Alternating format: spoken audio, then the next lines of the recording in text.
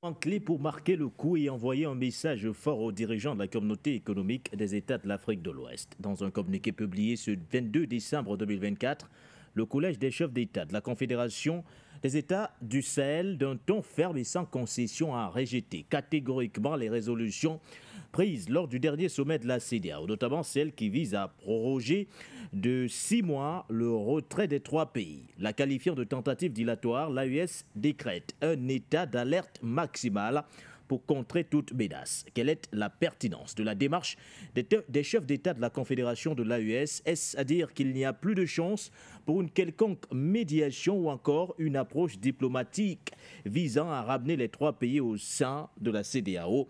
Quelles sont par la même occasion les implications des accusations portées par l'AES contre le Nigeria et le Bénin, tous deux au cœur du projet porté par Paris visant à alimenter l'instabilité sous-régionale? Voilà, mesdames, messieurs, les principales interrogations, au même moment, les principales orientations données justement à cette première émission de la semaine du Point sur l'actualité. Bonsoir à vous et bienvenue.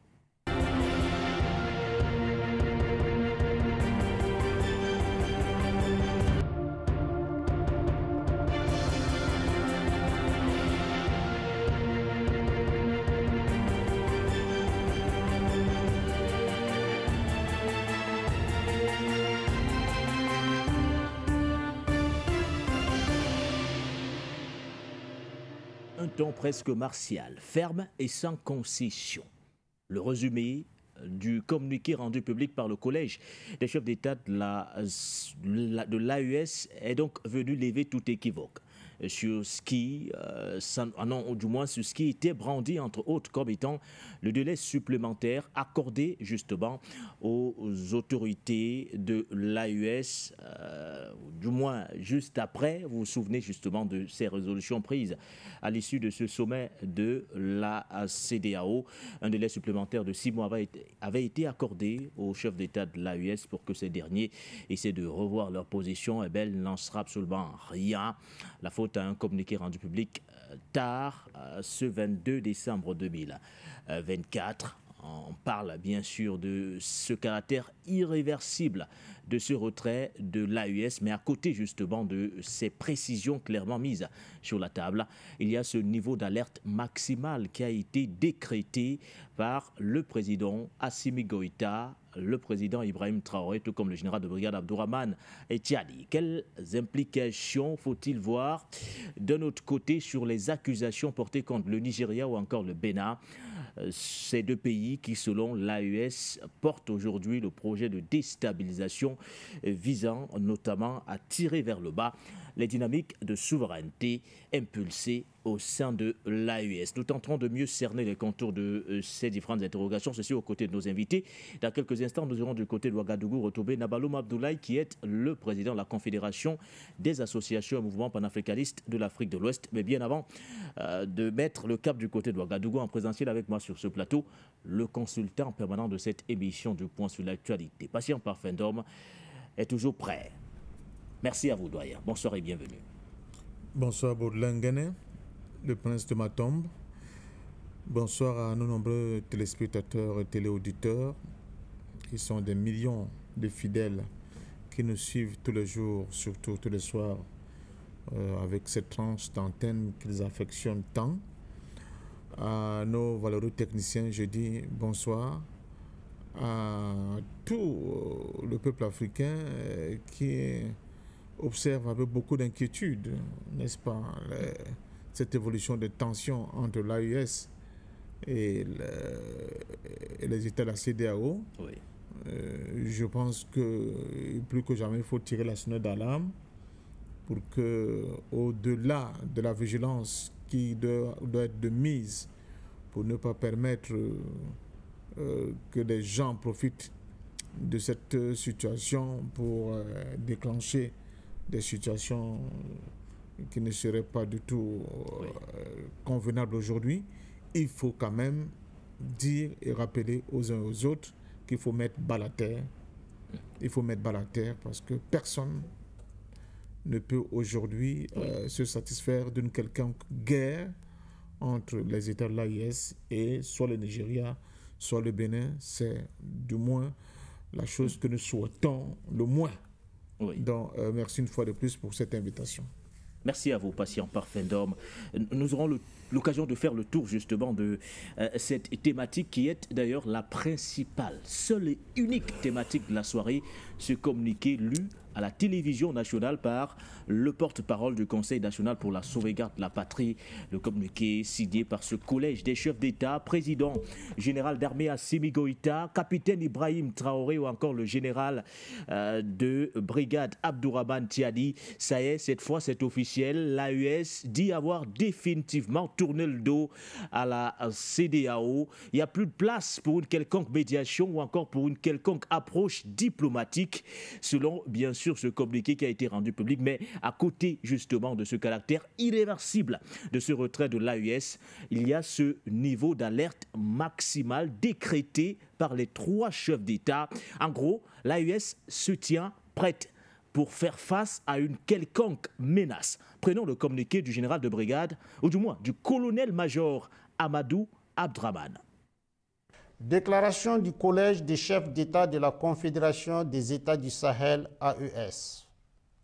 Soucieux de défendre la dignité de leur peuple, de préserver l'intégrité de leur territoire face aux velléités impérialistes et néocolonialistes, leur Excellence, le capitaine Ibrahim Traoré, président du FASO, chef de l'État, le général d'armée Assimi Goïta, président de la transition, chef de l'État du Mali, et le général de brigade Abdourahmane Tiani, président du Conseil national pour la sauvegarde de la patrie, chef de l'État du Niger, ont créé le 16 septembre 2023 l'Alliance des États du Sahel.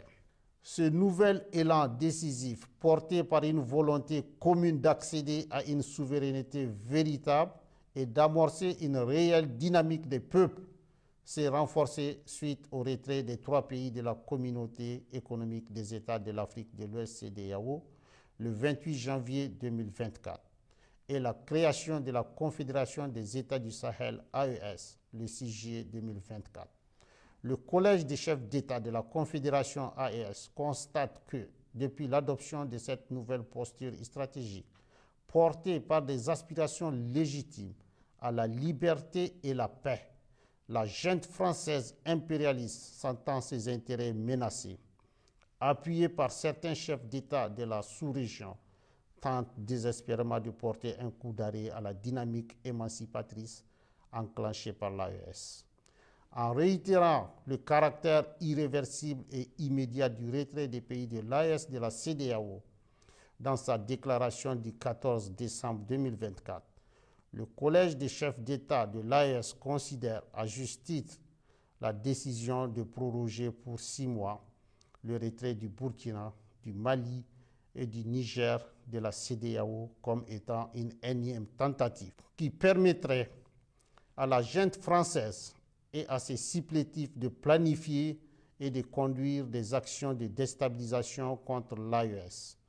En lieu et place d'une gestion concertée entre l'AES et la CEDEAO des aspects techniques liés au retrait avec effet immédiat, le Collège des chefs d'État a été surpris de cette décision unilatérale de prorogation qui ne saurait lier les pays de l'AES. Le Collège des chefs d'État constate avec regret qu'au sein de la CEDEAO, des manœuvres de déstabilisation sont régulièrement initiées par une poignée de chefs d'État qui imposent leur déshydratat et des agendas étrangers au reste de l'organisation. À l'évidence, ces actions viennent prouver la question sécuritaire à laquelle s'attaquent avec succès les pays de l'AES dans la sous-région et dont le bénéfice profite à toute la région n'est pas une préoccupation réelle pour ces acteurs à la solde d'un maître aux abois. Aussi, le Collège des chefs d'État suit avec une grande attention les manœuvres de tromperie initiées par la junte française, prétextant de fermer ses bases militaires dans certains pays africains pour les remplacer par un dispositif moins visible, mais poursuivant les mêmes velléités néocoloniales. À ces activités s'ajoutent des opérations de réorganisation et de regroupement de groupes terroristes dans le bassin du lac Tchad, le Sahel et dans certaines zones frontalières, à savoir Niger-Nigeria, Niger-Bénin, Niger-Burkina, Bénin, Burkina. Ceux-ci reçoivent de la part d'États étrangers des appuis divers, notamment financiers et des moyens logistiques visant à déstabiliser l'AES. Face à la gravité de ces faits, le Collège des chefs d'État de la Confédération 1. Décide de mettre les forces de défense et de sécurité en état d'alerte maximale. 2. Décide de faire de l'espace confédéral un théâtre unique d'opérations militaires, coexistant avec des théâtres militaires nationaux en cours. 3. Appelle les populations de l'AES à redoubler de vigilance, à dénoncer systématiquement tout fait suspect aux forces de sécurité et à rejeter les propositions d'enrôlement au sein des groupes terroristes. Le Collège des chefs d'État réitère son engagement à poursuivre avec détermination le combat du peuple de l'AES pour sa souveraineté véritable et sa dignité. Fait à Bamako le 22 décembre 2024, signé le général d'armée Assimi Goïta, président de la transition, chef de l'État de la République du Mali, président de la Confédération des États du Sahel, AES. Face à la gravité de ces faits, le Collège des chefs d'État de la Confédération décide, petit 1, de mettre les forces de défense et de sécurité en état d'alerte maximale. Petit 2, décide de faire de l'espace confédéral un théâtre unique d'opérations militaires coexistant avec les théâtres militaires nationaux en cours. Petit 3, appelle les populations de l'AES à redoubler de vigilance, à dénoncer systématiquement tout fait suspect aux forces de sécurité et à rejeter les propositions d'enrôlement au sein des groupes armés terroristes. Les trois principales leçons à tirer justement de ce communiqué qui, passé en parfum d'homme, lève donc définitivement l'équivoque sur toutes les spéculations qui ont circulé depuis la fin du dernier sommet de la CEDEAO du côté d'Abuja. Vont-ils revenir ou pas? Il y a ce délai de 6 mois qui avait été à nouveau imparti justement à ces différents chefs d'État en question. Il fallait que l'AES revoie sa position. Pour l'heure, elle est irréversible, voire irrévocable. Ça y est, l'AES s'en va. Mais ont-ils raison, les chefs d'État-major, ou du moins ce collège de chefs d'État maliens, burkinabés ou encore nigériens, de décréter aujourd'hui un état d'alerte maximale, estimant, entre autres, que cette décision pourrait entraîner d'éventuelles menaces contre cet espace, celui de l'AES? Mais je pense qu'ils ont pris ces décisions sur la base des renseignements qui remontent, n'est-ce pas, de leur service de renseignement et qui indiquent qu'ils ont des preuves qu'il y a des tentatives d'enrôlement avec pour objectif de déstabiliser toute la sous-région. Oui. Et ils ont bien indiqué avec une certaine certitude les pays qui sont un peu dans cette fronte-là aujourd'hui. C'est une situation qui est délicate. Délicate? Même s'il faut avouer que c'est un pas en avant, parce qu'il y a la décision irréversible de l'AES de partir, avec les conséquences que cela peut provoquer. Il y a de l'autre côté la CEDEAO qui a tenté de tirer encore pendant 6 mois, n'est-ce pas, la période qui conduirait à une décision définitive de rupture avec l'AES, qui est rejetée d'ailleurs. Rejetée par l'AES. Cela peut conduire à des tensions diplomatiques inutiles. Vous parlez de tensions inutiles, patient parfum d'homme? Des tensions qu'on aurait pu éviter? En quoi faisant? En prenant cette main tendue des chefs d'État de la CEDEAO, ou alors on aurait pu éviter ces tensions diplomatiques? Parce que là, clairement, il y en aura. Quand on regarde forcément la gravité de ce que ce collège de chefs d'État dénonce. Oui, inutile si certains, même au sein de la CEDEAO, n'avaient pas eu une attitude guerrière assez poussée qui a fini par convaincre la plupart de ceux qui observent et même des opinions de ces pays d'une certaine radicalité qui n'émanait pas que d'eux, mais qui était aussi le fruit d'un acharnement, j'allais dire, d'un plan ourdi de l'extérieur où les dirigeants dans le plan dans lequel les dirigeants de l'AIS, pardon, de la CEDEAO, n'étaient que des exécutants. Donc, à partir de ce moment-là, la situation est si grave qu'au-delà de ces dirigeants-là, on voit pertinemment que ce sont ces exécutants qui posent problème aujourd'hui. Donc, moi, ce qui m'inquiète beaucoup plus, c'est le ton et la radicalité de la décision au niveau de l'AIS. Oui. Et j'espère tout simplement que les uns et les autres seront raison gardés et que cette tension, parce que là maintenant c'est acté, c'est fini. Oui, là c'est acté. L'AIS est parti, oui. Il ne faudra plus compter sur l'AIS au sein de la CEDEAO. Il y a un certain nombre de décisions, de facteurs qu'il faudra aussi analyser, des conséquences de cette décision qu'il faudra aussi analyser. Et qui, à mon sens, peut provoquer... Des conséquences, peut-être, pour les deux entités, CEDEAO, AES, patient parfendum. Évidemment, qui peut provoquer par ici, c'est-à-dire un raidissement de certains dirigeants politiques. De l'autre côté, peut-être davantage un raidissement, mais qui peut aussi provoquer des implosions à l'intérieur de ces pays de la CEDEAO. Donc, nous sommes là dans une période d'instabilité politique, si on peut l'appeler ainsi. Et cette instabilité, je l'espère, ne va pas monter, ne va pas faire perdre raison à certains. Oui. Mais est-ce que ce n'est pas un risque qu'il faudrait tout de même prendre, cette instabilité politique, patient parfendum, parce que là, on a l'impression qu'il fallait justement qu'ils réagissent, les chefs d'État de l'AES juste au lendemain de ce sommet de la CEDEAO pour mettre les choses au clair, au regard également de ce qu'ils dénoncent dans le communiqué. La France qui est pointée du doigt, comme toujours, une fois de plus. On a écouté ce que disait le communiqué en question. La France prétexte d'un côté vouloir retirer ses soldats, mais derrière s'en sert pour créer d'autres cellules terroristes. Certains États sont en train de jouer ce jeu et portent justement ce projet de déstabilisation. Est-ce qu'au regard de la gravité de ce que dénoncent les chefs d'État de l'AES, ce n'est pas un risque qu'il faut prendre aujourd'hui, en dépit de tout?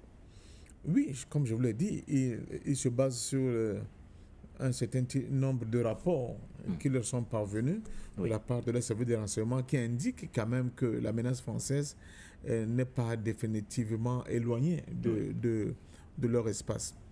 Mais en même temps, je continue de dire, vous savez, là maintenant, ok, c'est fait, on est parti. Il faudra négocier maintenant les conditions d'une collaboration entre les deux États.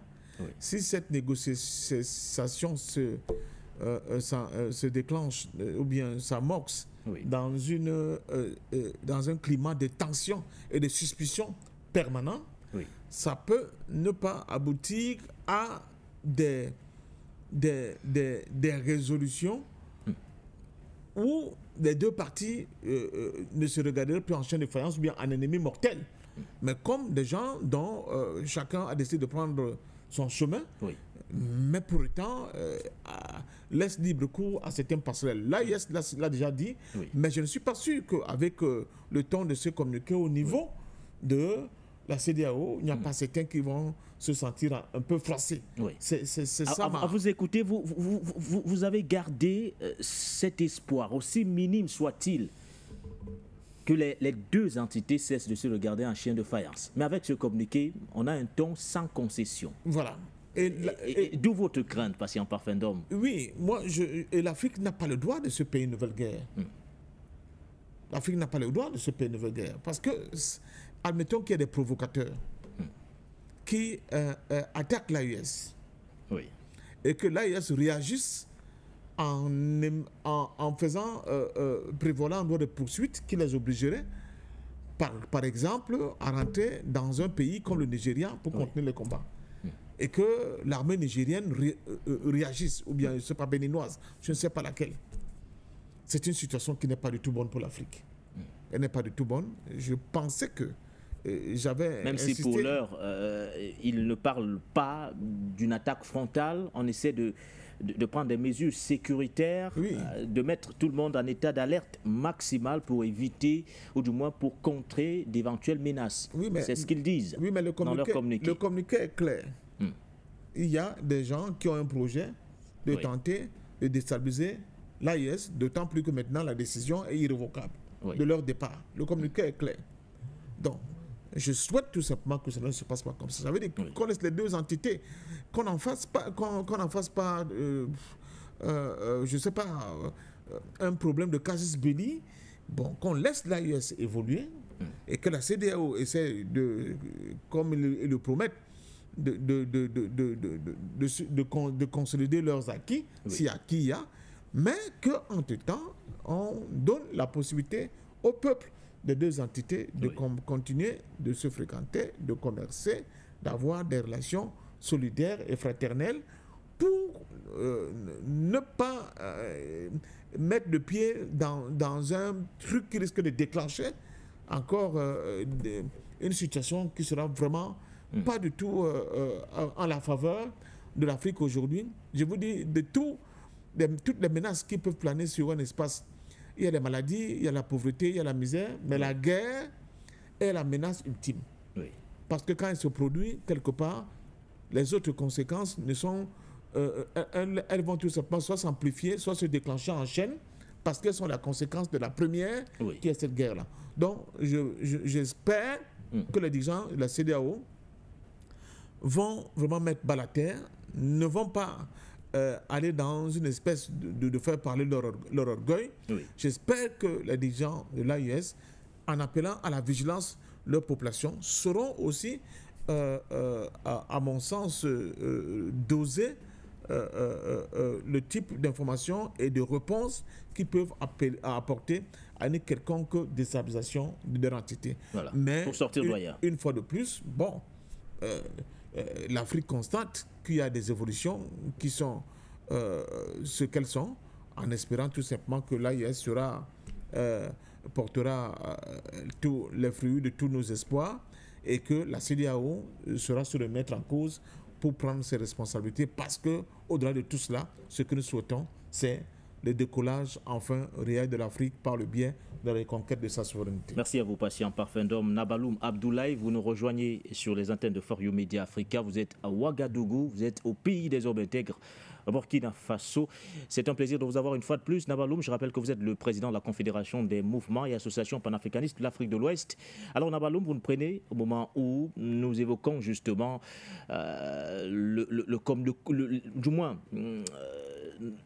nous revenons sur la pertinence de ce communiqué rendu public il y a quelques heures seulement du côté de l'espace AES, le communiqué lu à la télévision nationale nigérienne par le colonel-major Amadou Abdraman, le porte-parole du Conseil national pour la sauvegarde de la patrie.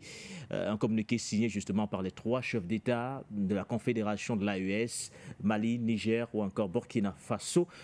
Les premiers enseignements que nous tirons, Nabaloum, sont les suivantes.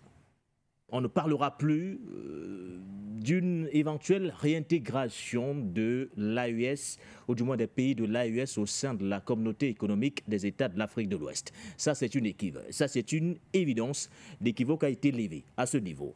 Cependant, ont-ils raison, ces 3 chefs d'État, de mettre les forces de défense et de sécurité en état d'alerte maximale en prévision à d'éventuelles menaces suite à ce caractère irréversible du retrait des 3 pays, Nabaloum? Tout d'abord, bonsoir à vous et bienvenue.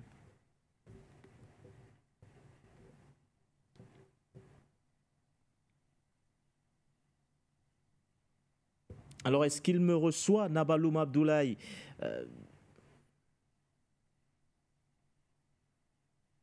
Je pense que nous aurons l'occasion de le retrouver dans quelques instants, seulement le temps de poursuivre. Mais nous pourrons également afficher les codes d'accès dans les minutes qui suivent, juste après la réaction de Patient Parfum d'Homme sur cette autre préoccupation, le rôle du Nigeria ou encore du Bénin dans ce qui est clairement dénoncé aujourd'hui. On parle bien sûr de la mise en état d'alerte maximale des forces de sécurité et de défense en prévision à une menace qui serait éventuellement béninoise ou encore nigériane, deux pays accusés de porter le projet de déstabilisation de la France. Patient Parfum d'Homme, samedi déjà on parlait de ces tensions entre le Niger et le Nigeria ces derniers jours. La chargée des affaires de l'ambassade du Nigeria au Niger qui avait été convoquée de toute urgence. Derrière, il y a eu le démenti de la partie nigériane. Mais sauf qu'on a l'impression que les assurances apportées par Abuja n'ont toujours pas convaincu les autorités nigériennes. Alors, vers quoi pouvons-nous nous diriger quand on est encerclé de cette façon, d'un côté le Bénin qui est accusé, de l'autre des tensions persistantes entre Niamey et Abuja? D'abord, nous constatons que cette persistante va dans le sens d'être toujours sur ses gardes. Oui. Parce que ce n'est pas parce que ça va apporter un démenti que nous le prenons pour argent comptant et baissons la garde.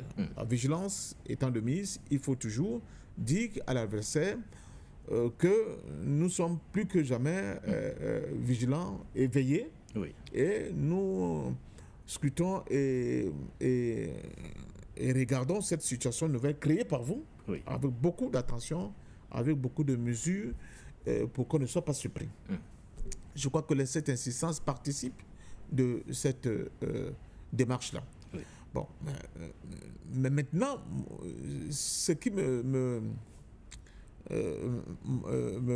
comment je dis ça, ce n'est pas que... Ce qui vous préoccupe le plus, me préoccupe le plus, c'est que cette situation ne puisse pas conduire à des négociations après séparation qui ne se fassent pas dans des conditions plus ou moins correctes. Mais est-ce qu'on négocie avec des gens qui cherchent à vous déstabiliser en permanence, Patient Parfum d'Homme?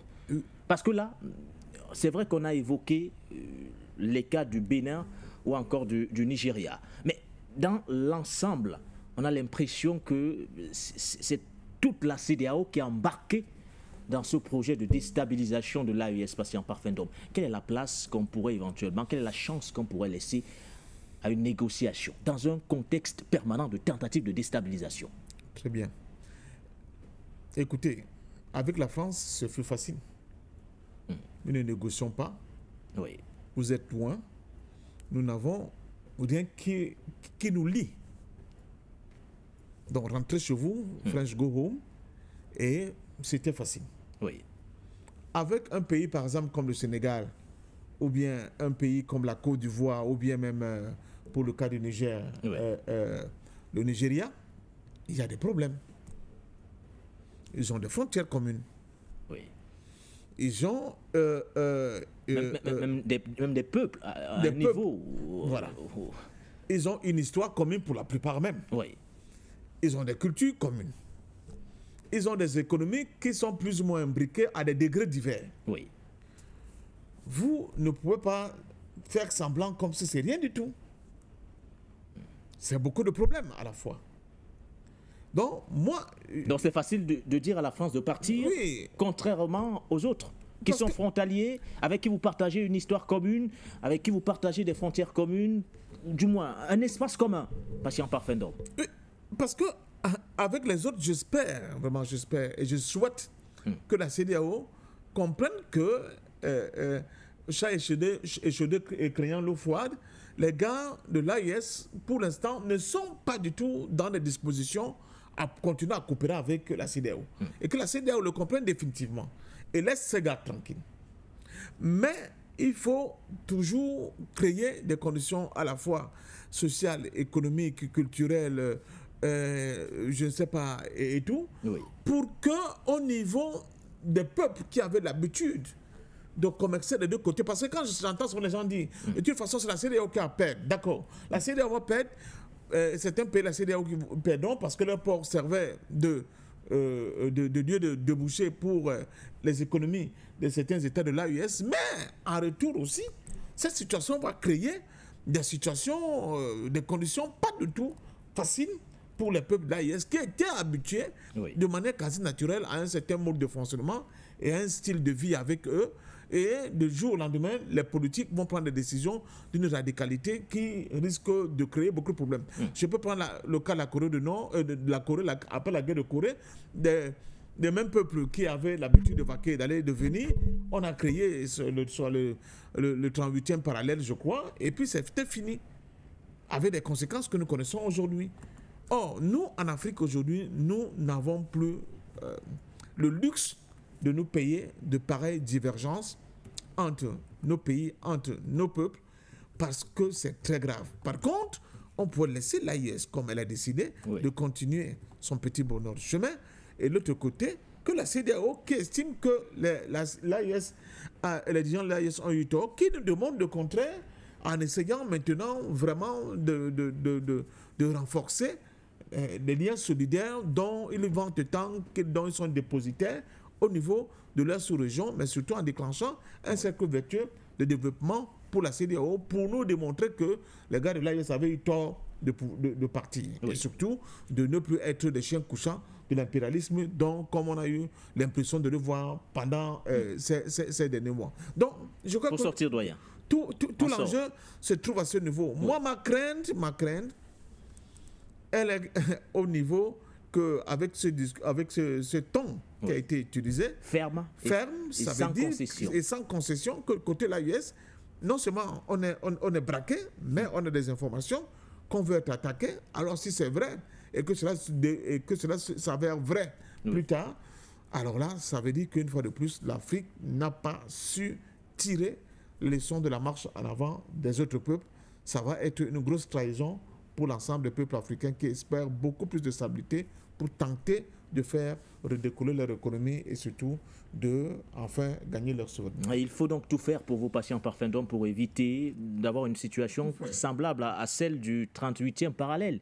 Cette ligne de démarcation qui, à l'époque, séparait, entre autres, les troupes occupant la Corée au nord, avec notamment les soviétiques, et au sud, les Américains. C'était le 10 mars 1948. Merci à vos patients parfums d'hommes. Nabaloum, vous nous rejoignez à l'instant. Je le disais, on va essayer avec une nouvelle tentative. C'est vrai que c'est ce qui ne manque pas, notamment auprès de la CEDEAO, qui avait multiplié justement toutes les approches diplomatiques pour ramener les pays de l'AES au sein de l'organisation. Finalement, la décision est irrévocable, voire irréversible. Confirmation a été donnée dans ce communiqué rendu public par le colonel-major Amadou Abdraman, le porte-parole du CNSP, Nabaloum.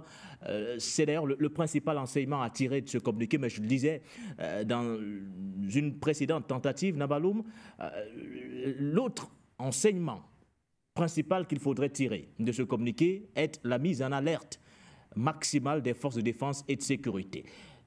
Le collège des chefs d'État de l'AES a-t-il raison de prendre des mesures préventives à une éventuelle menace après le caractère irréversible de ce retrait, Nabaloum Abdoulaye? Ou alors êtes-vous de ceux qui craignent également que ce ton martial, du moins que ce ton ferme et sans concession ait d'éventuelles répercussions au sein des deux institutions, la CEDEAO d'un côté ou encore l'AES de l'autre? Alors, merci pour l'invitation. Bonsoir à vous, le frère Nguéné. Permettez-moi de présenter mes civilités aux doyens, parfums d'hommes, et aux co-panélistes, et aussi à la direction générale de For You Media, à l'ensemble du personnel et à toutes ces personnes qui sont dans la lutte de l'autodétermination et de la liberté. Alors, concernant le communiqué du Collège des chefs d'État de l'AES, il faut dire que nous avons salué ce communiqué parce que des conclusions que la CEDEAO a annoncées lorsqu'on a appris qu'il y a 6 mois de rallonge pour examiner toujours la possibilité de collaborer, nous-mêmes, on s'est dit, mais qu'est-ce qu'il y a encore à se donner 6 mois? Je pense que nos chefs d'État, dès le départ, ont été assez clairs qu'il n'y aurait plus de collaboration possible entre la CEDEAO et ses États pris individuellement. Et pour corroborer cela, on a tous suivi le ballet diplomatique, ou en tout cas les enjeux ou les communications qui ont proliféré des deux côtés. Je pense que la CEDEAO a assez eu le temps. Il a même mandaté des émissaires pour pouvoir résorber la situation et a attendu jusqu'à la dernière minute. Et finalement, on n'a pas, en tout cas, elle n'a pas communiqué sur les résultats des négociations qui ont eu lieu. Donc, c'est pourquoi, lorsque nous avons appris qu'il y a 6 mois de plus, cela nous a inquiétés, mais cela aussi nous a interpellés. L'interpellation, c'est sur quoi? Pourquoi est-ce que la CEDEAO a besoin encore de 6 mois de plus? Donc, pour mieux analyser ça, il faut convoquer d'abord les éléments qui ont amené à la rupture et la suite des éléments qui se sont produits après que les 3 chefs d'État ont annoncé la rupture avec la CEDEAO.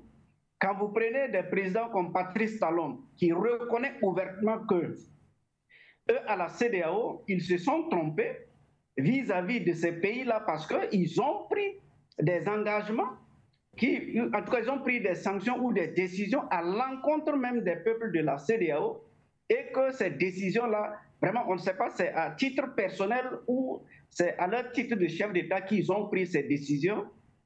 Ce qui vient conforter, c'est que l'ensemble des panafricains et tous ceux-là qui se battent pour dire que la CEDEAO est une institution manipulée. Donc, cette prolongation rentre dans cette ligne de manipulation parce qu'on se dit que la CEDEAO veut toujours avoir du temps. Lorsque on revient sur, effectivement, les torts de part et d'autre que certains dirigeants de la CEDEAO ont eu et aujourd'hui demandent une prolongation, on est conforté vraiment à dire que cette main qui manipule derrière la CEDEAO tente par tous les stratagèmes pour pouvoir arriver à vraiment déstabiliser les pays de l'AES. Et pour cette déstabilisation, le président Traoré, le capitaine Ibrahim Traoré, chef de l'État, président du Burkina Faso, l'a clairement dénoncé à plusieurs reprises en ce qui est des implications de déstabilisation installées, que ce soit en Côte d'Ivoire, au Bénin, et même des pays comme le Ghana ont été cités. Et jusqu'à alors, le Niger a toujours maintenu et fermé sa frontière avec le Bénin. Donc, visiblement, la décision de nos chefs d'État, elle est très cohérente et elle est très fondée. Et quand on regarde, pour ce qui concerne le Burkina Faso, les énièmes tentatives de coup d'État, de déstabilisation qu'ils ont tenté et qu'ils n'ont pas réussi, on est vraiment fondé à croire qu'il y a vraiment ce schéma-là qui est défini et que ceux qui manipulent la CEDEAO tiennent coûte que coûte à arriver à leur destin funeste. Du reste, lorsque le président Diomaye Faye du Sénégal s'est exprimé pour dire que désormais il faut que la CEDEAO commence à travailler avec l'AES, nous, on avait compris que, effectivement, c'est dans ce sens-là que les dirigeants de la CEDEAO allaient aller dans cette direction, mais à contrario, ils se sont donné encore une prolongation, en tout cas un temps qu'on ne sait pas. Le temps qu'ils se donnent là, c'est pour faire quoi exactement?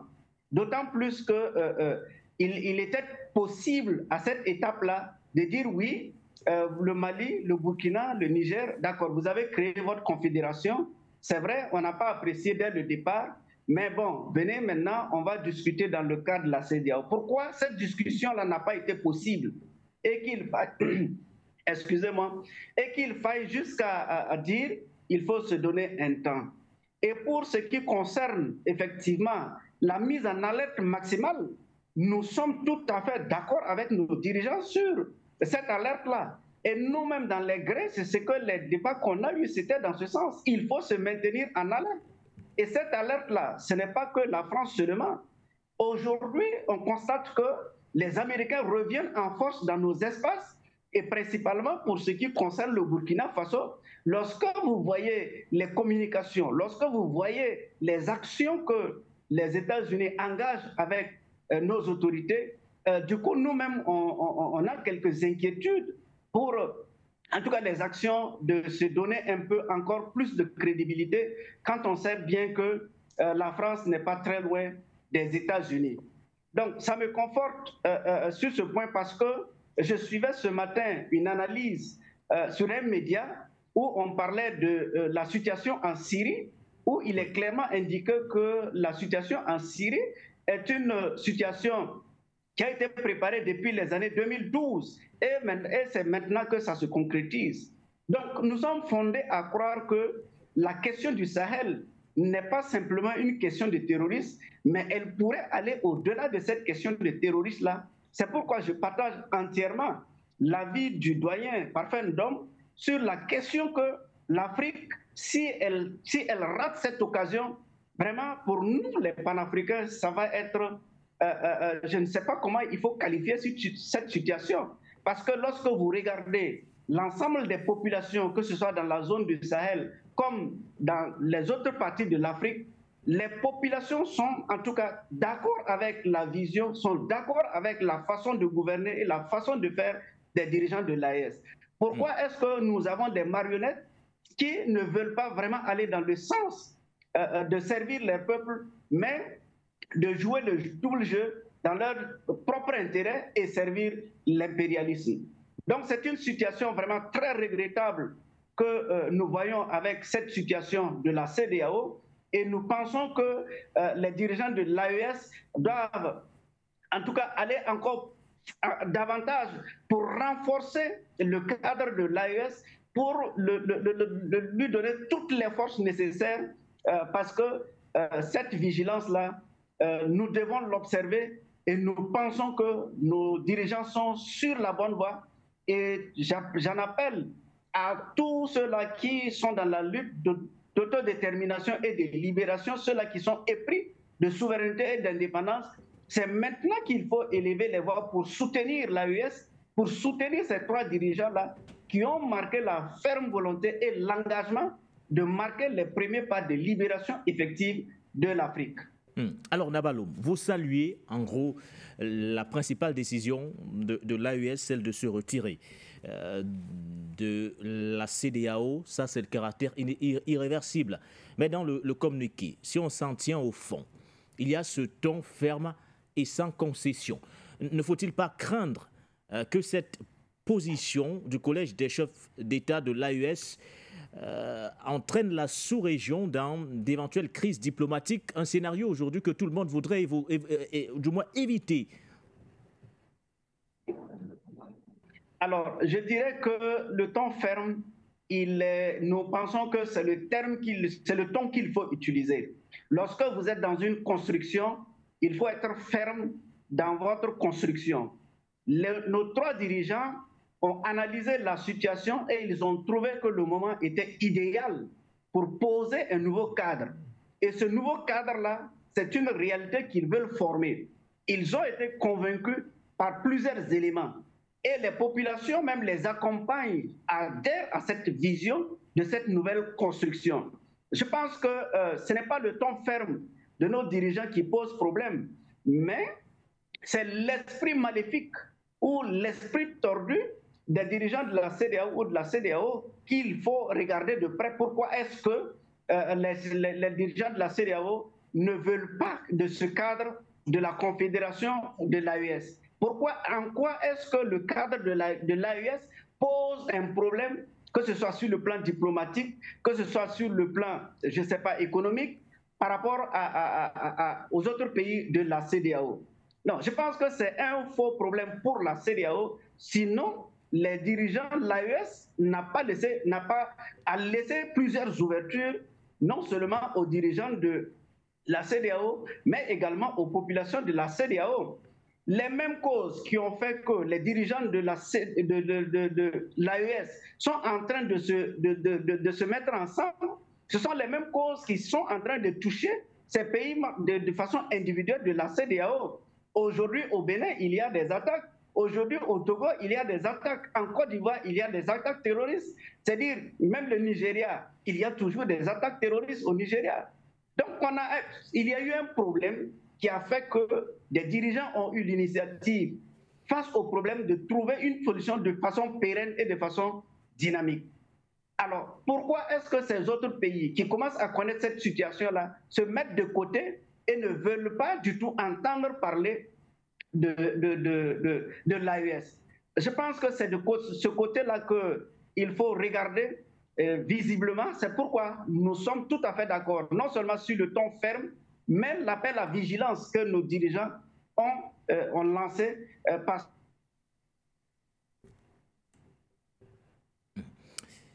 Quelques petits soucis de liaison avec le retour de Nabaloum Abdoulaye depuis Ouagadougou. Merci à vous, Nabaloum.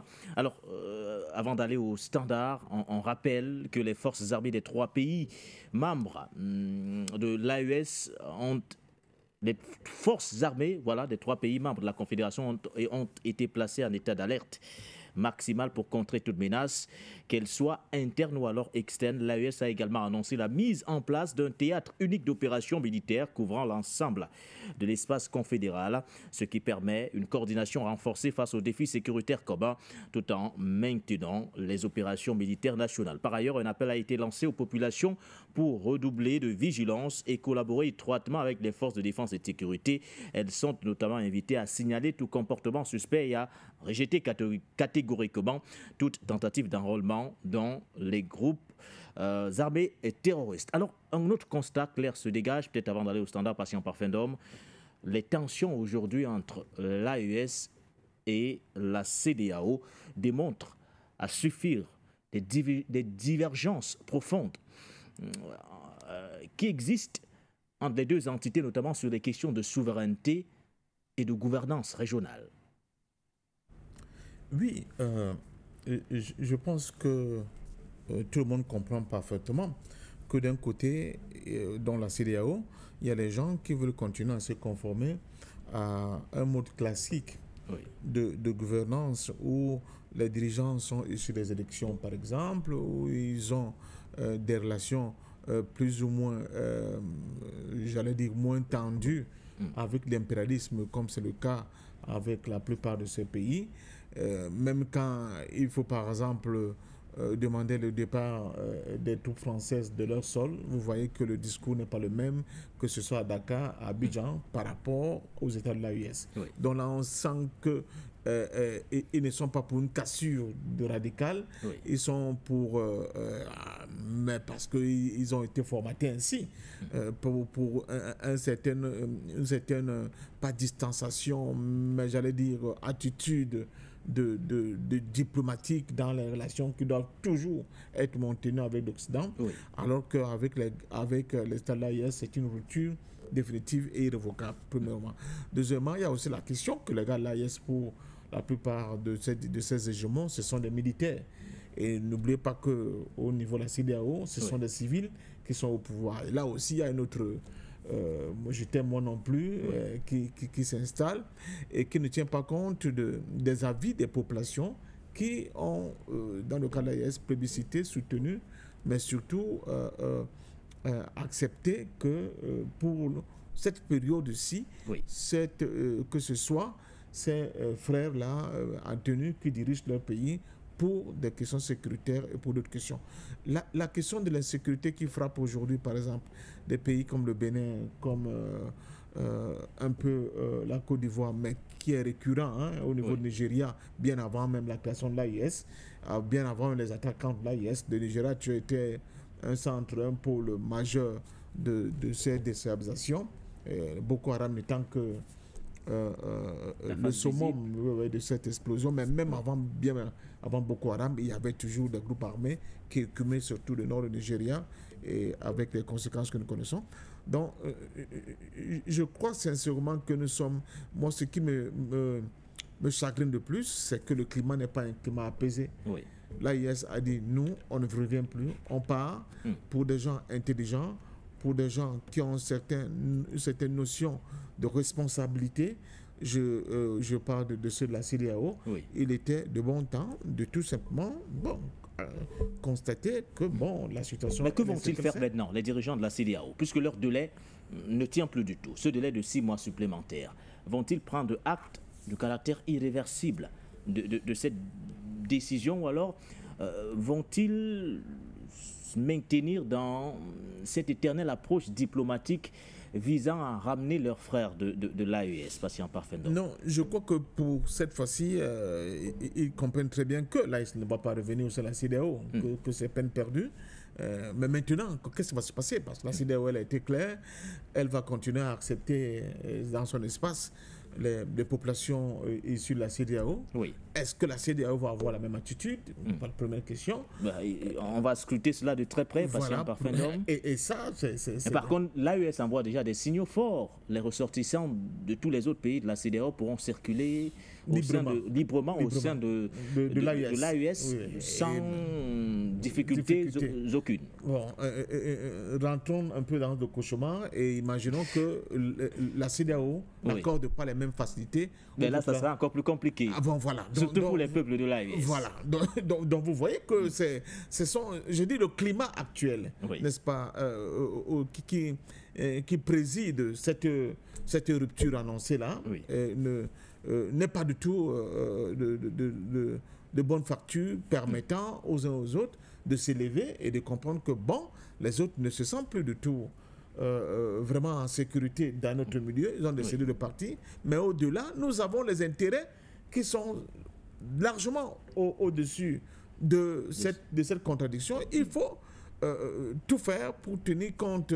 de ces intérêts-là et ne pas employer des tons et des attitudes belliqueuses qui peuvent au contraire créer une espèce de chienlit dans cette sous-région. J'insiste là-dessus, ça va être une terrible reculade pour toute l'Afrique, pas seulement pour l'Afrique de l'Ouest, mais pour toute l'Afrique. C'est ce qui est dommageable et regrettable. Ce ne sont pas malheureusement les peuples qui décident en premier, parce qu'on a l'habitude de dire au niveau des peuples, tout le monde, l'union des peuples, il est là, mais ce sont des politiques, comme on le voit par exemple en Ukraine, qui envoient des gens faire la guerre, souvent souvent c'est le peuple qui paie le lourd tribut de ces décisions, de ces politiques, qu'eux ont d'autres agendas qui ne sont pas forcément en cohérence avec l'agenda du peuple. Voilà. Alors que la CEDEAO cherche à préserver son intégrité et son influence dans la région, l'AES entend s'affirmer comme une entité souveraine et indépendante, rejetant toute ingérence. C'est sans doute la principale raison qui a invité le collège des 3 chefs d'État, ou du moins des chefs d'État de l'AES, à prendre des décisions radicales, sortie définitive donc de la CEDEAO, pas de délai supplémentaire, mais également à côté de cette décision forte, il y a surtout la mise en alerte des forces de défense et de sécurité en prévision à une éventuelle menace, qu'elle soit intérieure ou encore extérieure. Ont-ils raison justement de prendre toutes ces mesures préventives, les 3 chefs d'État? Vous avez également la parole ce soir sur les antennes de For You Media Africa. Monsieur Peter, vous êtes le premier au standard. Bonsoir et bienvenue à vous. Bonsoir, Monsieur Nguéné. Merci, conservateur. Je salue vos invités, Monsieur Papedon. Je vais donner mon point de vue sur la thématique d'aujourd'hui qui est très intéressante parce que toute la journée, j'ai eu pas mal d'informations.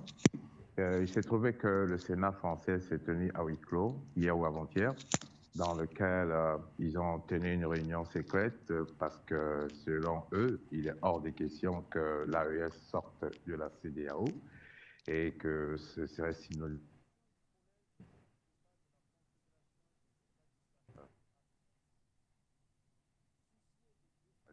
Le Burkina et le Niger. Précarité stratégique dans le sens où la France sera privée totalement du jus d'électricité qu'elle avait auparavant. Ça, c'est un, avec l'uranium du Niger. Et deuxièmement, l'or qu'elle volait au Mali ne pourra plus avoir accès, y compris la zone comment on appelle ça encore, les fameux rebelles qu'ils ont formés pour pouvoir créer un État azawad. Et le troisième point, le Burkina, qui était en fait la chasse gardée, puisque c'est à partir de là qu'ils déstabilisaient tous les pays qui ne suivaient pas les prescriptions. Alors, il a été dit qu'il faut trouver une solution pour s'aimer le chaos, en commençant par le Mali. Et ils ont déjà des éléments en France qui sont dans la chambre froide et qui attendent. Et en attendant, ils vont trouver des commandos pour pouvoir opérer sur place, là-bas au Mali, en coup d'État, concomitamment avec le Burkina et le Niger. Donc, je pense que ces pays doivent être en alerte rouge durant cette période de fin d'année, y compris même une nouvelle an qui arrive bientôt, parce que, comme je dis, hein, la France, on ne lui arrache pas comme ça son gâteau dans la main. Elle va réagir et de façon très brutale. Et elle s'en fout des conséquences que ça peut causer. La preuve, on a vu des exemples récents en Côte d'Ivoire. Hein.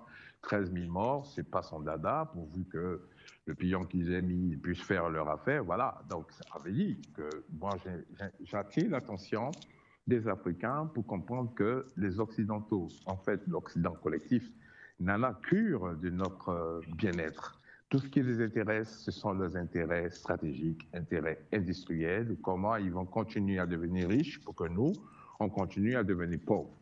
Aujourd'hui, quand vous les voyez se comporter comme ça, vous devez comprendre qu'il y a une guerre, comme a dit le capitaine Ibrahim Traoré, que la guerre est là. Il ne faut pas rêver, il ne faut pas penser à jubiler. Et je pense que les fêtes de Noël doivent être faites sous l'égide de la vigilance dans ces pays. Que chacun prenne attention à son prochain, d'éviter trop de rassemblements, parce que d'un moment à l'autre, ça pourra péter. Et aussi, ce que je voulais souligner, c'est que dans leurs propos, ils continuent toujours de traiter les 3 présidents de l'AES de junte militaire, alors qu'on voit très bien ce qui se passe en Guinée-Conakry, ce qui se passe au Tchad et aussi en République du Gabon. Donc, vous voyez qu'ils sont dans une dynamique dans laquelle où ils ne regardent que ce qui pède. Et si la France perd définitivement, je veux dire que si la CEDEAO s'éclate à travers le retrait de l'AES, ça veut dire que la CEDEAO va connaître une mort cérébrale, comme Macron lui-même l'avait dit lors de son premier mandat. Aussi, autre information, j'ai entendu dire que le nouveau président du Ghana a demandé aux bases américaines de quitter les lieux. Et il a même dit sans délai. Donc, vous voyez que nous rentrons dans une dynamique de souveraineté, et c'est ce que ce sénateur français a dit. Il dit qu'il commence à souffler un vent de souveraineté en Afrique, et au lieu de s'accuser eux-mêmes comme n'ayant pas été de bons partenaires, hein, ils indexent tout de suite la Russie en disant que ce sont les Russes, ce sont les Russes. Bon, peu importe, ça peut être russe ou n'importe qui. Mais il faut qu'ils comprennent que les Africains ont changé, les mentalités ont changé et aussi le paradigme également a changé parce que nous regardons tous la locomotive de la géopolitique mondiale actuelle qui a changé de trajectoire. Ce n'était plus des rails étroits, ce sont des rails larges. Donc chacun peut emprunter le train qu'il veut pourvu que ça fasse son affaire. Donc pour conclure, hein, M. Nguéné, ce retrait de la CEDEAO doit être imminent. Gagner du temps, c'est permettre à la France de réarmer encore ses SBI. Quand je parle de ses SBI, c'est-à-dire les pays satellites qu'elle a pour faire des pénétrations, et je dirais très violentes, dans les pays que j'ai cités tout à l'heure. Voilà, je m'arrête ici. Merci beaucoup for your media. Have a good night. Bye. Merci à vous, M. Peter, depuis l'Écosse. Merci pour votre intervention. Zerfel, vous êtes également avec nous. Bonsoir et bienvenue, Zerfel. Ok, bonsoir, mon frère Nguéné, bonsoir le doyen Parfum d'Homme. Je salue à vos invités, je salue mes frères qui sont à la partie technique, je salue les 2 bonnes dames qui font la fierté de l'Afrique, et je les nomme la diva et puis Madone. Voyez-vous ce qui se passe aujourd'hui? Vraiment, Peter, il a mangé tous mes biscuits, mais j'en ai des réserves, il peut en sortir. Quand on voit les Français aujourd'hui, ils sont en train de se chercher, quoi. Parce que quand tu vois la situation aujourd'hui, ils sont en train de... Ceux mêmes qui n'ont jamais été des amis des Français aujourd'hui, ils deviennent leurs amis, c'est pour dire que c'est grave. Quand ils vont au Nigeria aujourd'hui, ils reçoivent le président du Nigeria comme comment dire, je ne sais pas si c'est un roi ou c'est quoi, en chantant la chanson d'un musicien nigérien qu'ils ont bricolé là-bas, ça fait rire. C'est pour te dire qu'ils font du folklore en ce moment-là. C'est pourquoi moi je demande aujourd'hui, comment dirais-je, les gens de la AES là, d'être très, très, très prudents. Parce que ce qu'on a arraché aujourd'hui dans la gueule de ces Occidentaux-là, regardez les 5 continents aujourd'hui. Les 5 continents, le dernier continent aujourd'hui, c'est l'Afrique. Or, dans ce continent qu'on appelle Afrique, là, on a toutes les richesses qu'ils en ont besoin aujourd'hui. C'est la nouvelle technologie aujourd'hui. Nous, on a tout ce matériel-là. Donc, celui qui va gagner la guerre de l'Afrique, il va commander le monde. Or que c'est ça, et Poutine arraché dans leur gorge aujourd'hui, il ne peut pas nous laisser en paix. D'où ça à nous de, comment dire, ces trois pays-là, de se bien, comment dirais-je, ouvrir les yeux, de ne pas dormir, de regarder. C'est-à-dire que tout vent qui vient de l'Est, de l'Ouest, du centre, il faut qu'ils fassent très attention à ce vent-là. Parce que ces gens-là, ces Français-là, ils ne veulent pas nous laisser. Avec tous ces gars, disons, de l'Europe, de l'Occident, là, ils ne veulent pas nous laisser. Parce que c'est une concurrence entre la Chine et puis l'Europe et l'Amérique. Parce que ces voitures qu'ils sont en train d'inventer aujourd'hui, parce qu'ils ont déjà projeté s'il n'y aura pas de pétrole, comment leur voiture va marcher, or que nous avons ce matériel-là. Qu'est-ce qu'ils vont faire? Donc, il faut qu'ils nous embêtent le plus possible pour qu'ils mettent des pantins à la tête de ces pays qui ont ce matériel-là. Donc, aujourd'hui, ce que moi, je demande à ces gars, excusez-moi quand je dis les gars, à ces trois présidents-là, il faut que les choses, comment dirais-je, ils ferment, c'est-à-dire que l'histoire de camaraderie avec tous ces pays frontaliers qui sont là, de faire très attention avec ces pays-là. Parce que ce sont des gens qui ne sont pas, c'est-à-dire qu'ils sont là, ils n'ont pas de dignité, ils ne pensent pas qu'ils ont des citoyens qu'ils doivent protéger. Ils doivent donner tout ça aux Occidentaux pour qu'ils aient un nom, moi je ne sais pas. S'ils cherchent des choses, des trophées ou des quoi, je ne sais plus. Parce qu'aujourd'hui, le monde avance à une vitesse qu'on ne peut même pas calculer. Alors, tous ces Africains-là, ils sont en train de dormir. Ceux qui ont compris aujourd'hui, les trois pays qui ont compris, je vois que d'autres pays ils commencent à rentrer dedans. Donc, ils ont des problèmes. Ils ont des problèmes. C'est pourquoi moi je dis, maintenant, l'année prochaine, il faut que les gars, ils essaient de mettre leur monnaie en évidence pour qu'ils soient en paix. Parce que l'histoire d'avoir dans la même monnaie avec 8 mois, sortir, rentrer là, ça fait trop de choses, ça traîne trop de salive, tu vois. C'est-à-dire que non, 1, 2, 3, non, pourquoi ils sont quittés, ils disent, je vais passer dehors, pourquoi ils ont toujours la monnaie. Tu vois, ça résonne toujours dans les oreilles des gens. Moi, ce genre de comportement, parce que depuis qu'on a commencé à créer, à crier plutôt, on parle de la monnaie, mais il n'y a pas quelqu'un qui a eu un jour un pays qui a eu le courage de dire que moi, je fais ma monnaie maintenant, là. Parce que mes frères ont trop parlé, je fais ma monnaie. Je ne sais pas si on est maudit dans ça. On peut tout faire. Hein. On peut chasser les Français partout, les Américains dans ce continent-là. Mais cette monnaie-là pour faire, là, je ne sais pas ce qui bloque. C'est la chose aujourd'hui, si les Africains réussissent à faire leur propre monnaie aujourd'hui, on aura la paix. Parce que celui qui va venir, ces djihadistes qui sont en train de payer de gauche à droite avec quelque chose, les biens qui fabriquent n'importe comment là pour distribuer dans le désert, là, ça va cesser. Donc moi, l'année prochaine, il faut que les gens de AES, la Confédération, là, puissent vraiment mettre l'accent maintenant sur la monnaie et puis être vigilants pour la sécurité de leurs citoyens. Merci. Et puis, je vous dis bon début de la semaine. Depuis l'Allemagne, merci pour votre contribution. Au standard, nous prenons d'autres appelants à l'instant. Vous le savez, vous n'avez qu'une seule thématique aujourd'hui.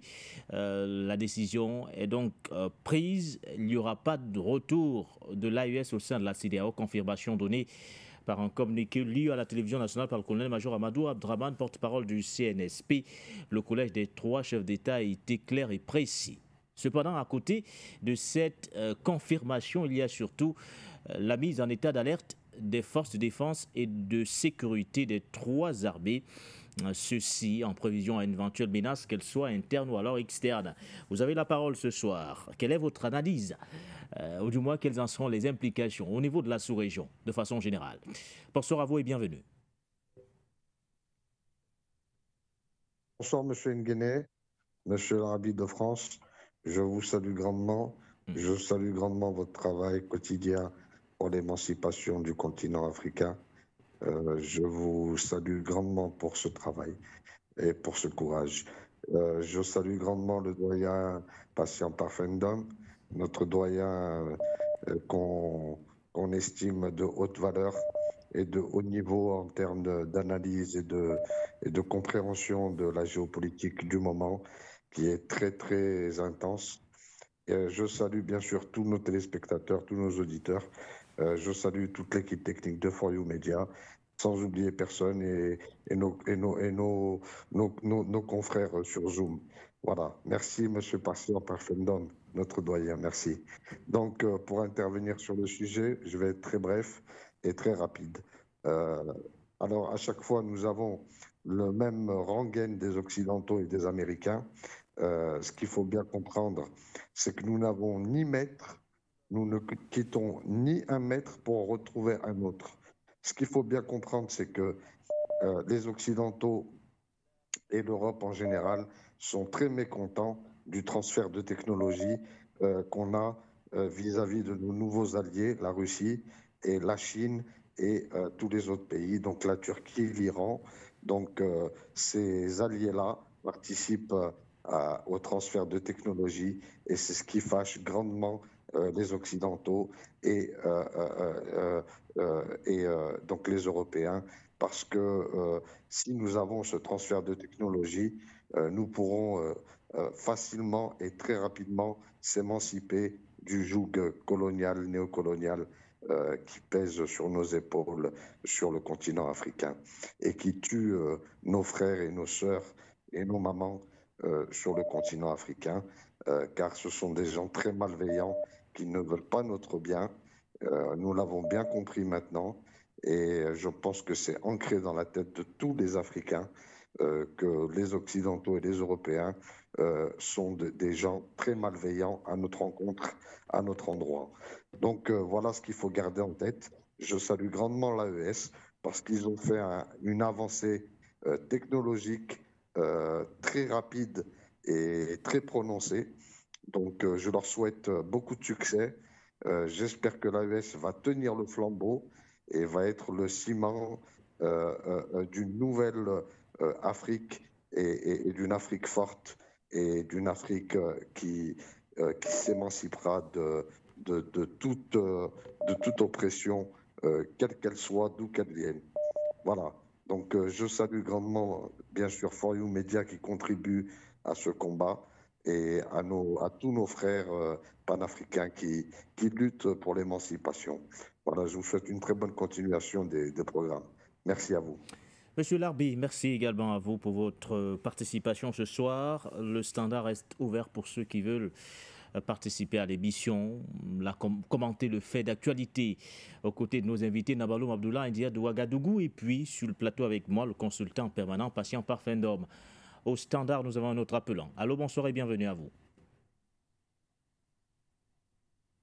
Je dis bonsoir à tous les techniciens. Je suis Christophe de Côte d'Ivoire et j'interviens ce soir au sujet de ce thème-là.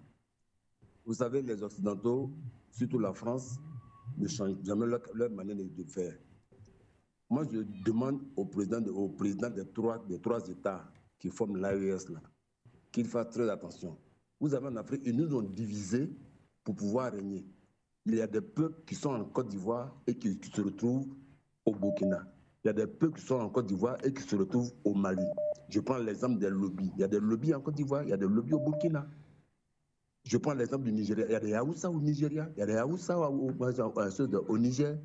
Donc, je ne sais pas, je ne connais pas les autres peuples des autres pays là, mais ils peuvent utiliser. Et puis récemment, les pays de l'AES n'ont pas rejeté les peuples des autres de la CEDEAO.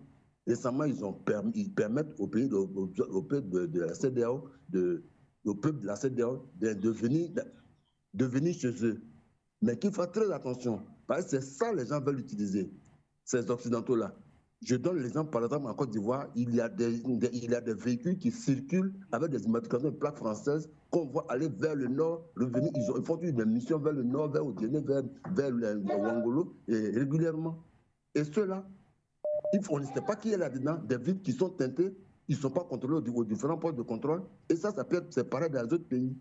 Donc, nos frontières étant poreuses, il n'y a pas un contrôle véritable, il n'y a pas des satellites pour contrôler, pour voir les passages des gens, que les membres de l'AES vraiment fassent très attention. Et puis, vous savez, pour cette guerre qui se prépare, là, que c'est sa troisième guerre ou bien quatrième guerre, mais cette guerre qui se prépare, là, pour que nous puissions être efficaces là-dedans, ce n'est pas en achetant les armes, en demandant les armes ou bien les munitions à la Russie ou à la Syrie, à la Turquie, qu'on sera efficace.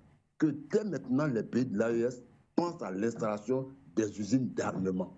Il faudrait, c'est qui prépare la guerre, qui prépare vers la paix, doit préparer la guerre.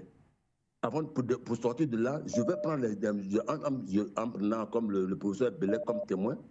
Lorsqu'il y a le gaz quelque part, pour arrêter ce gaz, une flamme quelque part, il faut envoyer une explosion plus importante pour pouvoir consommer tout l'oxygène pour arrêter la flamme qui est là. Et ça, c'est comment ça se fait. Ils veulent venir avec les armes ici pour pouvoir faire la guerre à l'AES. Il faudrait qu'ils voient sur place des gens qui sont armés, qui fabriquent eux-mêmes leurs munitions, et ils vont faire très attention. Et les pays de la CEDEAO, ils ne sont rien, ce ne sont que des pantins. Ils ne font que de faire valoir. Les peuples ne sont pas derrière leurs dirigeants. Même s'il y a quelques mangeurs qui sont derrière eux, la majorité des peuples ne sont pas derrière leurs dirigeants. Qu'il faut faire très attention. Parce que si ça se soulève, et puis cette fin d'année-là, les fêtes grandioses, là, on n'en a pas besoin. Tout mouvement, tout rassemblement peut être une occasion pour ces gens-là de pouvoir s'introduire. Merci bien, je vous remercie et bonne continuation. Merci à vous, Christophe. Depuis la Côte d'Ivoire, nous allons rester au standard du moins pour les 10 prochaines minutes avant de retrouver nos invités sur le plateau. Bonsoir à vous et bienvenue. Bonsoir. Allô, bonsoir et bienvenue à vous.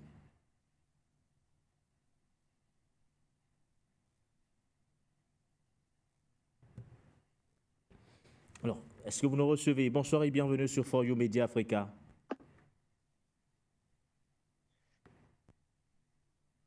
Je ne sais pas trop pourquoi ça coince, à quel niveau également alors que le signal s'affiche bien à l'écran, du moins sur mon moniteur, mais finalement on ne voit rien, ou du moins on n'entend rien derrière. On prend un autre appelant, avec le concours de la réalisation. Allô, bonsoir et bienvenue.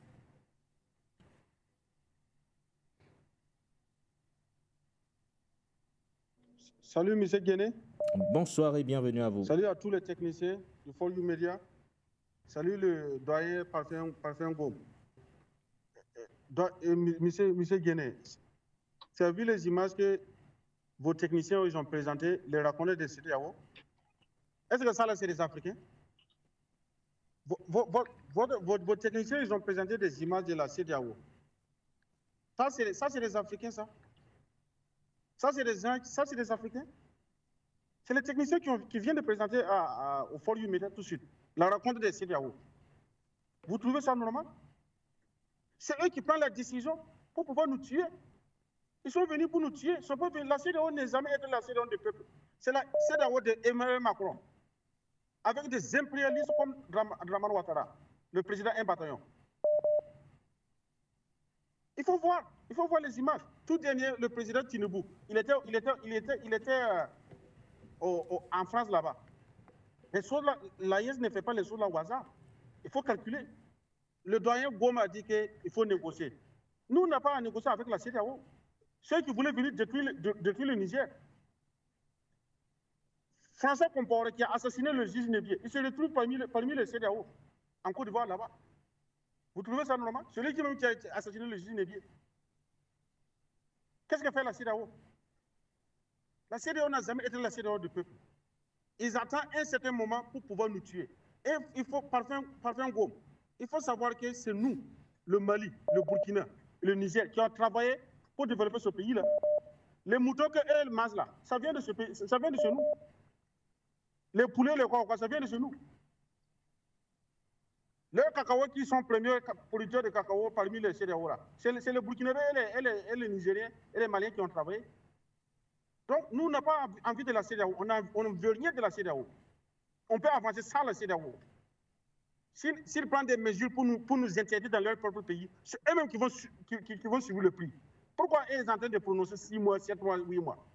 Parfait Ngom. Merci beaucoup, grand frère Guéné. Bonne journée. C'est nous que vous disons merci pour votre participation une fois de plus, fidèles téléspectateurs, téléauditeurs ou encore auditeurs. Au standard, nous prenons un autre appelant. Allô, bonsoir et bienvenue.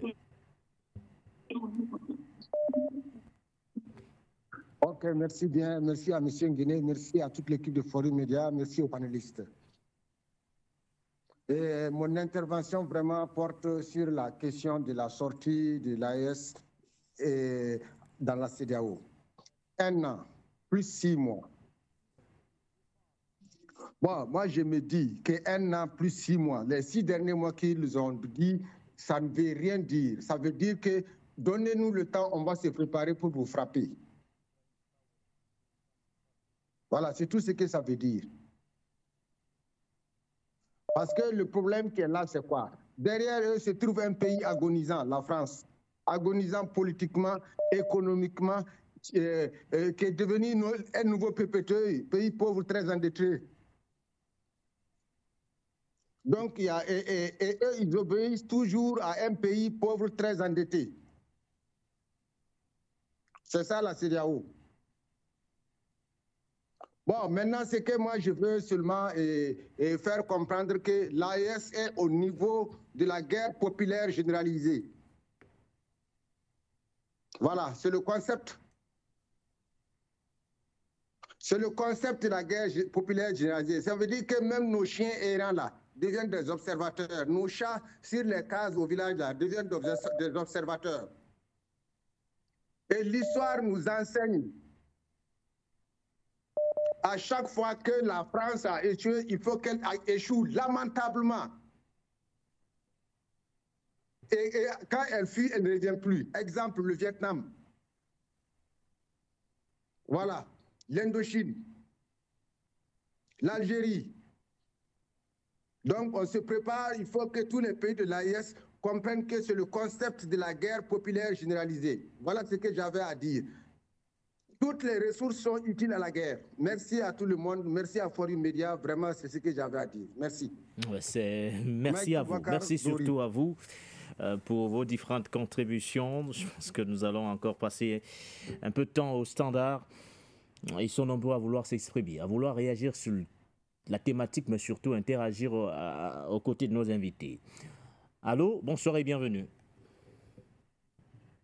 Oui, bonjour.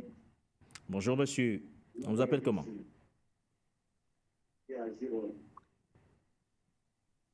Allô? Nous vous écoutons. Au Cameroun, moi, ça fait cette... Oui. Cette émission, moi, il est temps de passer. C'est prudent, ne pas trop rester. Une des choses qu'il faut. Alors là, difficile d'écouter, ou du moins de décoder votre message, difficile de vous écouter. Il y a à chaque fois certaines interruptions qui ne nous permettent pas d'entrer, ou du moins d'écouter ce que vous dites. Néanmoins, vous pouvez revenir. Les codes d'accès restent affichés. Merci à vous. Au standard, nous avons notre appelant. Allô, bonsoir et bienvenue. Oui, bonjour, monsieur Nguéné, Serge de la France. Bonjour à monsieur Parfait Ndom, bonjour à mes frères du chat, monsieur Lulendo, Kamat, One Love et toute la petite compagnie où on essaie de se battre sur le chat. Je vais être assez court et assez précis. Monsieur Nguéné, on ne peut pas faire d'omelette sans casser les œufs. Désolé, monsieur Parfait, mais l'AES n'a pas le choix, là. Ils sont obligés d'avancer vite. On a toujours dit que c'était trop lent. Et donc, quand ils avancent vite, ils sont obligés d'être fermes. Et la CEDEAO, on sait ce qu'elle attend. Elle essaie de gagner juste du temps. Et tout le monde a déjà tout dit là-dessus. On sait maintenant c'est quoi leur plan. Et là, il faut être ferme et leur montrer qu'on ne laissera rien passer. Même pas une petite trou d'épingle pour qu'ils passent par là. Donc oui, on est obligé de casser des œufs pour pouvoir faire une omelette. Et là, aujourd'hui, l'AES est dans ce cas-là. Si elle veut construire quelque chose, il y aura forcément des choses qui vont moins bien se passer. Je ne vais pas dire mal se passer, mais moins bien se passer. Mais par la suite, les peuples sont assez intelligents aujourd'hui. Ils ont tous l'Internet, ils voient tout ce qui se passe. Et je pense que la population est assez intelligente aujourd'hui pour ne pas se faire une confrontation avec les autres populations. Ce sont tous des frères et je pense que ça ira très bien. Faisons confiance à la population et tout ira bien. Voilà ce que je pouvais dire, Monsieur Nguédé. Merci toujours pour vos émissions et merci la technique pour tout ce que vous faites. C'est moi qui avais été coupé tout à l'heure et j'ai essayé de rappeler et donc j'ai réussi à vous revoir. Très bonne journée, très bonne soirée. Merci à mes frères qui sont sur le chat où on se bat avec Monsieur Lebon, mais on va y arriver. Kamat, Lulendo et One Love. Allez, bonne soirée à tous et passez de très bonnes fêtes si d'ici là on n'arrive pas à nous capter. Merci à vous, Serge. Merci surtout de jouer, pour ce rôle joué au niveau du chat. C'est également très animé de ce côté. Merci à vous. Merci surtout à ceux qui participent et qui interagissent avec l'équipe du digital. Au standard, nous prenons les derniers appelants rapidement. Je pense qu'ils seront 2 ou 3 selon le temps qui nous est d'ailleurs imparti. Allô, bonsoir et bienvenue. Oui, j'appelle de la Suède. Mon nom, c'est Guillaume. Guillaume de la Suède. Allez-y, monsieur Thiom. OK, on vous reçoit ici très bien. Bon, les émissions se passent très bien. Mais j'ai un peu pensé à un truc technique, quoi. Et le problème est que, bon, nous, on vous reçoit sur YouTube. Bon, c'est pas daté. Donc, on ne sait pas si c'est du direct ou bien c'est un truc différé. Donc, si vous pouvez mettre la date avec l'heure comme ça, parce que quand on voit un truc différé, parfois on appelle. Pourtant, c'est un truc qui s'est passé à peine 2 semaines.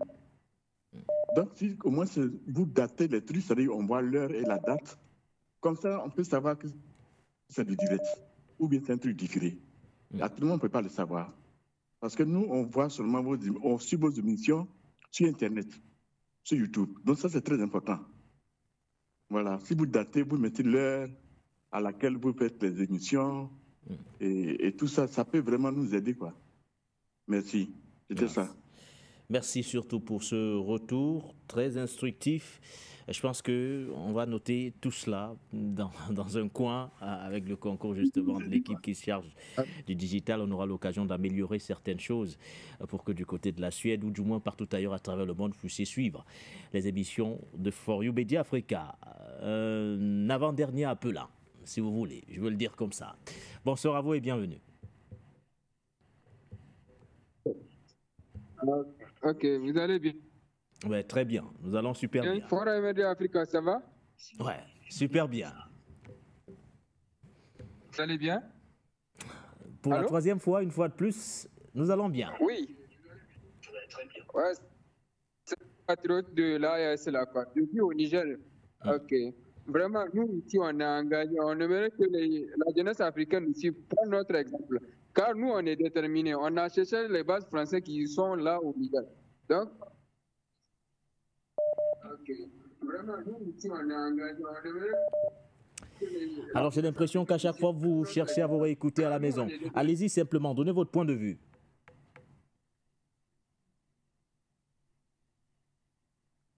Nous avons été coupés, nous allons prendre le dernier. Ce sera d'ailleurs le dernier appelant avant de conclure l'émission. Allô, bonsoir et bienvenue.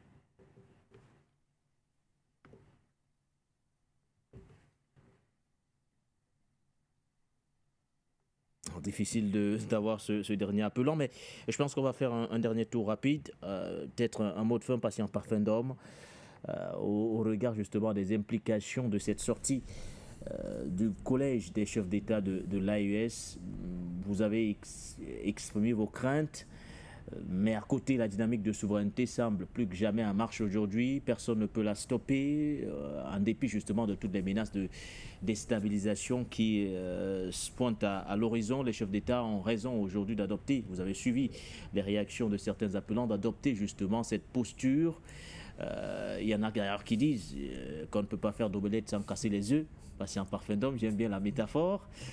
Mais dans le fond, patient parfum d'homme, ce que nous faisons au quotidien sur les antennes de For You Media Africa, c'est d'éviter que les Africains cessent de se regarder en chaîne de faïence, patient parfum d'homme. Parce que ce n'est qu'ensemble que nous allons relever ce défi celui de la libération totale et entière de notre continent, celui de l'émancipation de ce joug impérialiste. Oui, je pense que on se comprend parfaitement et que les uns des autres nous comprennent aussi. Il n'est pas question pour qui que ce soit d'accepter une reculade de la part de l'AES. Oui. Moi, je suis même de ceux qui prônent qu'ils aillent même davantage en profondeur. Vous étiez d'ailleurs l'un des rares à estimer que c'était trop là. C'était trop là. Il fallait aller vite. Il fallait aller vite, et que la Confédération ne me satisfaisait pas. Il fallait qu'ils aillent vers une fédération. Mais sauf qu'il y en a qui disent que vous prenez, on demande qu'ils aillent vite, mais à chaque fois qu'ils veulent avancer, on essaie encore de les tirer vers le bas. On ne tire pas vers le bas, on tire seulement la sonnette d'alarme pour que les plans qui sont ourdis dans l'ombre ne puissent pas prendre de fait. Parce que c'est quand on le dit, c'est pour éveiller aussi ceux qui sont au niveau de la CEDEAO qui peuvent appuyer sur le bouton rouge. Sur le bouton rouge, autant pour moi, pour qu'un engrenage incontrôlable prenne pied, de leur dire attention, attention, ce n'est pas comme ça que l'Afrique va se développer. Et en même temps, moi je dis aux dirigeants de l'AES, allez vers la fédération, tout simplement pour montrer que ce n'est plus une question de Burkina, ni du Niger, ni du Mali, mais d'une nouvelle entité politique qui va dans le sens de mes espérances, qui est née, et que la CEDEAO en tienne compte de manière définitive. Mais maintenant, comme l'a dit certains aussi, il faut faire attention avec l'ennemi, parce qu'il ne dort jamais, et il est très violent. On vous dit que ce qui s'est passé en Syrie, je ne sais pas qui l'a dit, c'est une décision qui a été prise depuis des décennies à l'avance, et que ces chacals qui tournent autour de notre continent ne voient pas d'un très bon œil les dynamiques qui sont enclenchées au niveau de l'AIS, donc raison pour laquelle il faut le rendre irréversible. Mais en même temps, interpeller vivement les dirigeants des pays de la CEDEAO en leur disant laissez les gars de l'AIS continuer à évoluer comme ils ont décidé de le faire. Si vous estimez qu'ils sont sur la mauvaise voie, la meilleure des manières de le démontrer, c'est vous de refonder en profondeur votre entité CEDEAO, et de démontrer que cette entité, elle est plus viable, elle est plus valable, elle est un pôle de développement économique, social et humain meilleur que la proposition de l'AIS, que de servir plutôt de bras séculier de la déstabilisation, surtout actionné depuis le pôle impérialiste occidental. Ne jouez pas à ce jeu, c'est ma crainte. Les Africains ont tendance à se laisser emporter dans ce jeu-là. Et dans ce cas-là, je ne veux être ni un œuf ni l'omelette plus tard. Merci à vous, patient parfaitement. Alors, je corrige rapidement. L'objectif est d'éviter que les pays africains continuent de se regarder en chien de faïence et pas cessent, comme je l'ai d'ailleurs préalablement mentionné. Merci à vous, patient parfait. Merci également à Nabaloum Abdoulaye depuis Ouagadougou au Burkina Faso pour votre contribution ce soir. Je rappelle que vous êtes le président de la Confédération des mouvements et associations panafricanistes d'Afrique de l'Ouest. Merci à nos nombreux téléspectateurs, téléauditeurs, ceux qui sont sur le chat au quotidien et qui participent à l'émission en l'animant à leur façon. Merci à vous. Merci également à nos nombreux auditeurs, ceux qui nous suivent via la 96.3 FM, For You Radio. Merci à la grande équipe de la réalisation. C'était tout pour cette édition, celle du 24 décembre 2024 de votre émission Le Point sur l'actualité. Portez-vous bien.